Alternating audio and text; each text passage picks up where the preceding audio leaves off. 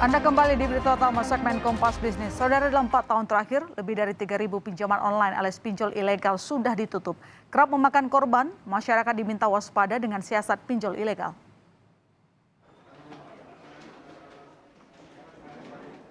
Teror pinjaman online atau pinjol ilegal kerap memakan korban. Mulai dari bunga pinjaman yang mencekik hingga cara penagihan yang penuh intimidasi, membuat satu persatu pelaku pinjol ilegal dibekuk.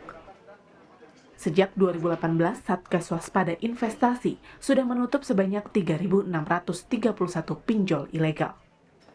Salah satu korban pinjol ilegal mengaku kerap diteror oleh debt collector, bahkan ia mendapat tagihan pinjol hingga puluhan juta rupiah, padahal sudah melunasi utangnya. Memang saya ada pinjam.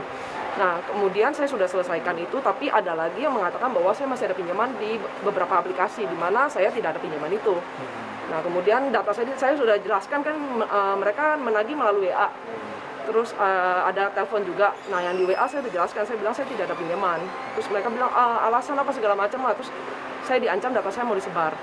Akhirnya saya abaikan kan, benar data saya disebar dong.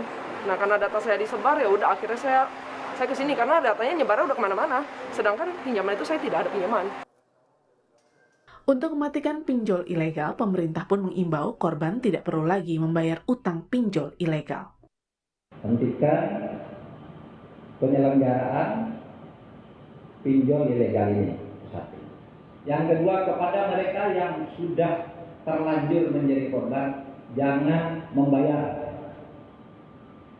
Jangan membayar.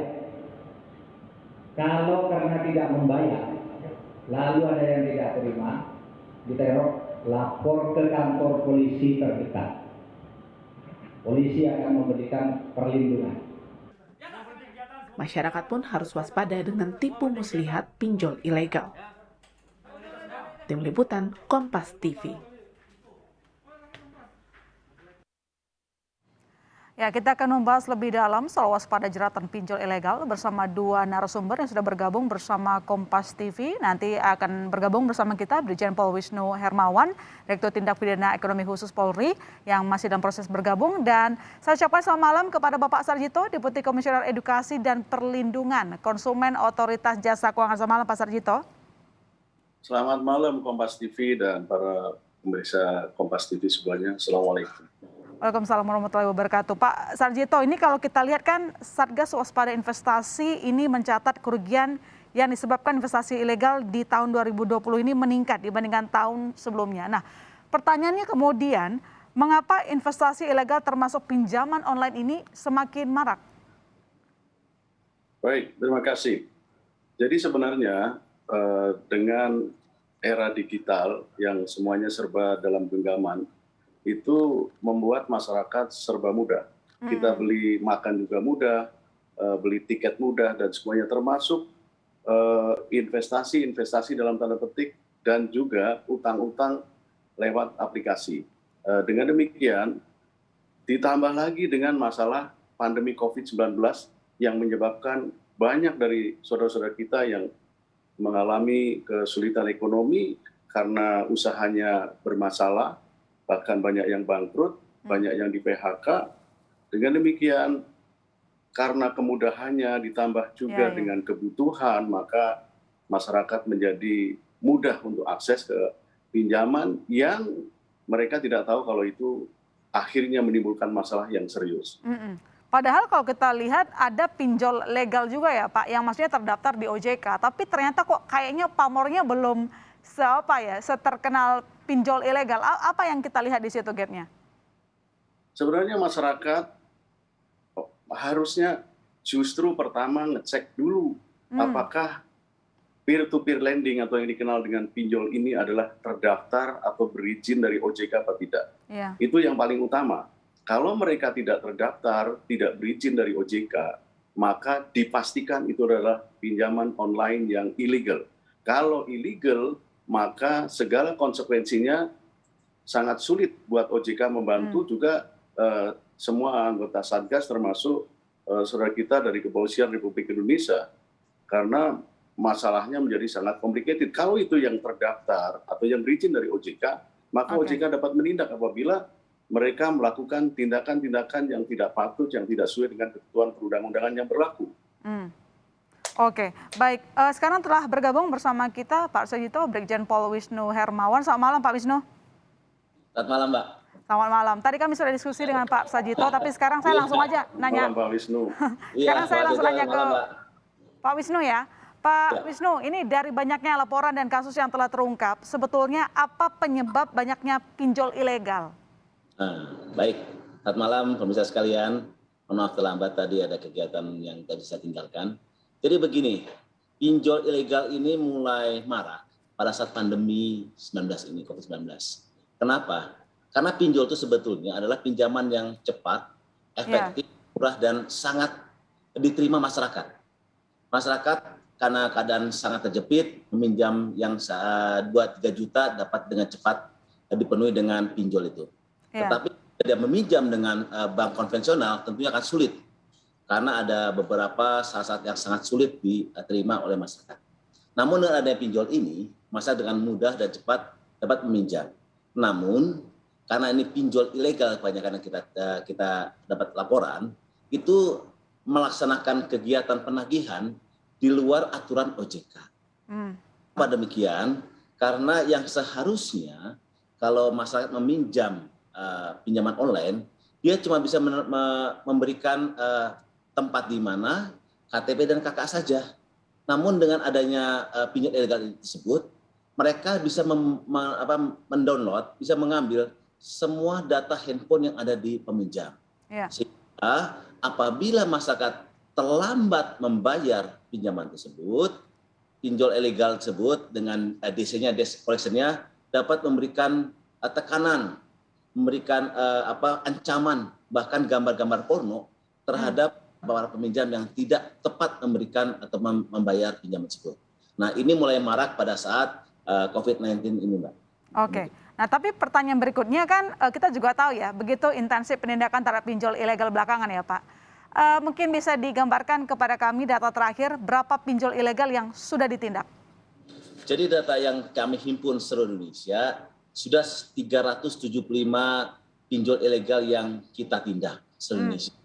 Dengan data 170 yang kita berkas perkara.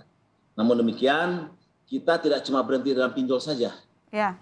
Barreskrim menindak dari mulai hulu ke hilir, di mana kita bisa menindak para pelaku desk collection yang memberikan ancaman, memberikan gambar-gambar porno kepada peminjam. Kita juga menindak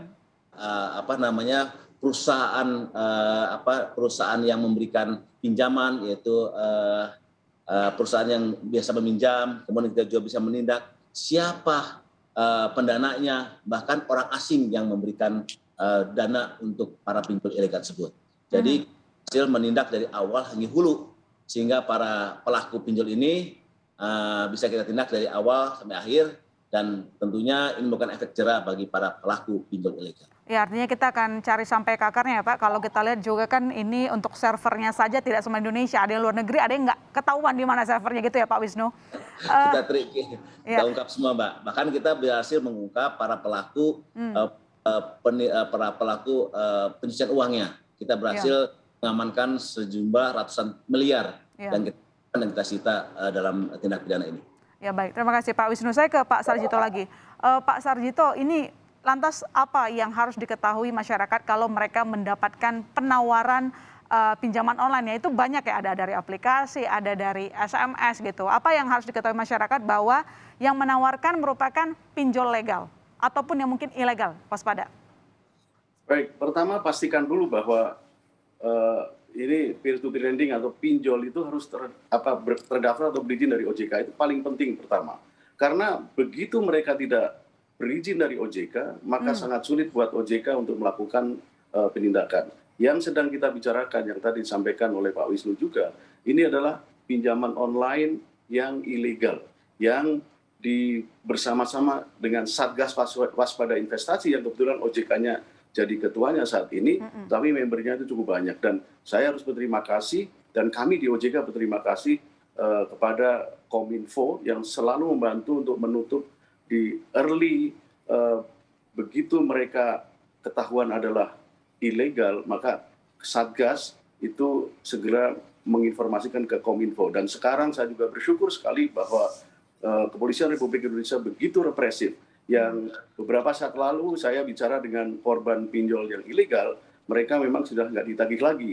Tetapi memang saya juga termasuk yang tidak sepakat bahwa kalau pinjam itu tidak membayar, karena di pinjol yang legal ya Mbak ya, itu mulai muncul katanya anak-anak muda yang tidak mau bayar. Nah, ini kan sengaja gitu ya?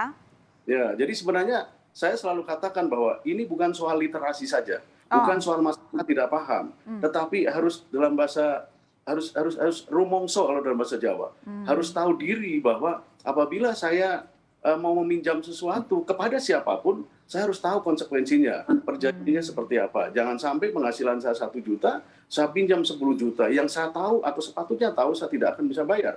Nah, dengan demikian, literasi yang dilakukan oleh OJK akan begitu intensif dan sudah dilakukan termasuk oleh Satgas Waspada Investasi, termasuk saudara kita dari kepolisian dan Kominfo, semuanya melakukan penetrasi yang begitu kuat kepada masyarakat. Tapi ingat Mbak, bahwa pinjaman online termasuk juga investasi tawarannya itu sekarang tidak hanya sekedar di bumi, tapi di langit, bumi dan langit, karena begitu luas.